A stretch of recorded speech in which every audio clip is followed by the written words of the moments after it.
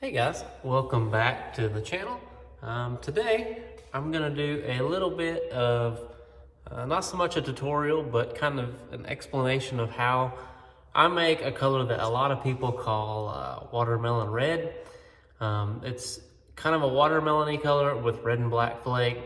The way I do it's probably a little bit unconventional, but I like the way that it turns out. So I'm gonna go over how to make it. We're gonna use some 242 from Baked Plastics for this. And we are going to use a cup. So the way I have this recipe wrote down, it is in a cup format. Obviously you can upsize this to 2 cups or 10 cups, however you want to do it. But the way I'm going to give it to you is going to be for a 1 cup amount, and then you can take it from there. So first thing we'll do is we'll get this hot. 1 cup in my microwave, it's a 700 watt, takes about 3 minutes. So once we get this hot, I'll come back and then we'll break down how I'm making this color. Okay, our plastic is hot, and I'm gonna kind of go over what you need if you're gonna do this my way. So like I said, it's a little unconventional because I use multiple colors to get this done. First off, I use Baked Plastics Watermelon. This is one of their normal pigments. I use some of that, and then I use a little bit of this Flow Green. I know it seems crazy, but it doesn't take a lot, just a little bit. And even less, Baked Plastics Green Pumpkin Brown. And then I like to use a bigger red flake with a smaller black flake. So I'm gonna switch angles here so that you can see down in this cup, and then we'll start mixing it and you can kind of follow along if you wanna build this color too.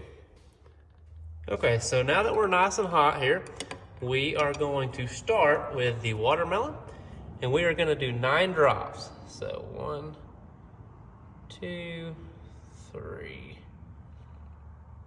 5, 6, 7, 8, 9.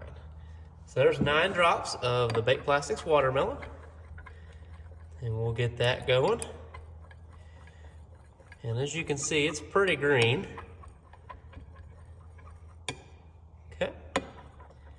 Now, once we get that mixed in good, we are going to do 3 drops of the Flow Green. 1, 2, 3. So there's 3 drops of Flow. We'll mix that in. Okay, and now we're going to do 1 drop of Green Pumpkin Brown. Just a little bit.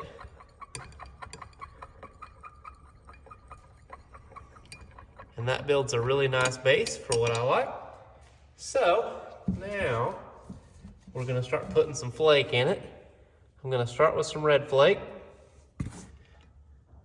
And I don't really have an amount wrote down, it's just kind of what you like, depending on how much flake you want. I'm gonna do a little more than that. I want it there, but I don't want it obnoxious. So I'm gonna get that mixed in. That looks pretty good there. And then we're gonna go over the top of it with some smaller black. Okay.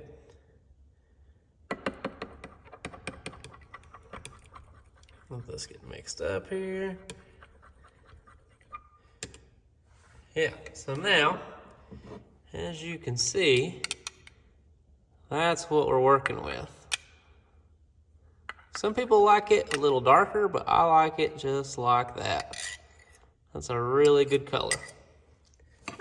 So we are gonna start out shooting this color into our 4.6 inch Nico, because I like this color best as a worm color. So we're gonna start with the Nico. Got it filled up there. Then we'll just top it off.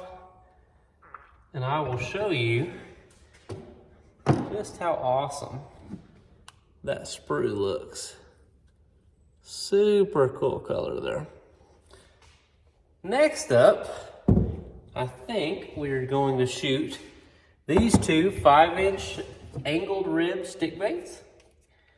I'm gonna get this plastic out just super easily. Make sure not to burn my hands off. You can get away with that when the injector's cold. All right, so now, I'm gonna get that and see about shooting this.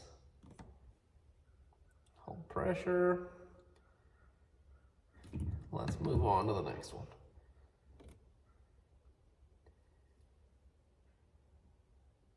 Okay, we'll top these two off. Maybe if that one will quit trying to come out of there. Okay. Now we will let these dry off, but as you can see, that puck looks really nice. So yeah, let's let these cool off and then we'll open them up. Okay, I think our Nikos are cooled off. So, see if I can get these apart.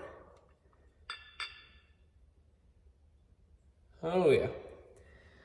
Let me set them back up in the mold for you. Okay.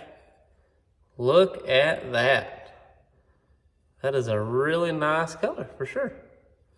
As you can see it, there it is in the shade. Looks really good. Then you bring it into the sun and it just really pops. Not bad at all. I'll pull these out so you can see what they look like without a background. And that color is just really hard to beat. It's plenty bright. I kind of like that it's a little bit translucent. Works really good around here. So now we will take a look at these 5-inch angled ribs. Pop those off of there. See if I can get these to come out on one side. Yeah, this is just such a good worm color. And there they are in the angled ribs. Not bad. Not bad at all. That is just a really good color. The sun almost makes it a little too bright, but it looks really good. Not bad at all. Should be able to open the other one too while we're at it. Nope. Yeah. Not bad. Okay, we have enough of this left, I do believe, to shoot this disc shaker. This is the 2-inch disc shaker from Epic Bait Molds. And I think we have enough. It's gonna be close. Oh yeah, we have enough. And then once this is demolded, we'll actually take some of these baits outside and I'll show you them in the light outside because stuff looks different outside than it does in the shop. For sure. It is a little windy, so you will have to excuse the wind noise, but we can at least take a look at them out in the sunlight. Okay, excuse the wind, but here is a little bit of a look at these baits out in the sunlight, and they are absolutely gorgeous outside. It's a really good color. I'm a really big fan of that. That's about as bright as you're gonna see it, and then it'll get darker, obviously, in the shade. When you get into some deeper water, it will appear darker than this, but I really like it. Super nice. And then here is a look at it inside under more of a shady lighting. Really good color. I like it. It's definitely not as dark as a lot of other watermelons I see, but I kind of like mine just a little bit brighter. I think this disc shaker should be cool now. Yeah. And then you can take a look at what it looks like in a smaller bait. But not bad. Not bad at all. That is a really good color. I like it. So yeah, that's just a really basic rundown of how I make my watermelon. Looks really good. Not bad at all. If you want it a little darker, then you can just add some more watermelon. Or if you want it lighter, like how I like mine, just stick to the recipe that I gave you. You're welcome to use it. I hope it helps you and I hope you like it. If you want to buy any of the molds that we used today or any other molds from Epic, you can head on over to epicbaitmolds.com. I will leave a link in the description to pick up some of the molds from them. They have incredible molds. The machining on them is absolutely beautiful, and I've never had a mold from them that I've been disappointed with. So definitely worth heading on over to there to check them out. If you want to buy any of these baits or baits I make any other time, you can head on down to the description and there will be a link to my store on Etsy, and you can pick up some baits from me there. All that money goes back into this so that I can continue to buy molds for mold reviews. I can buy plastic to show you guys new colors.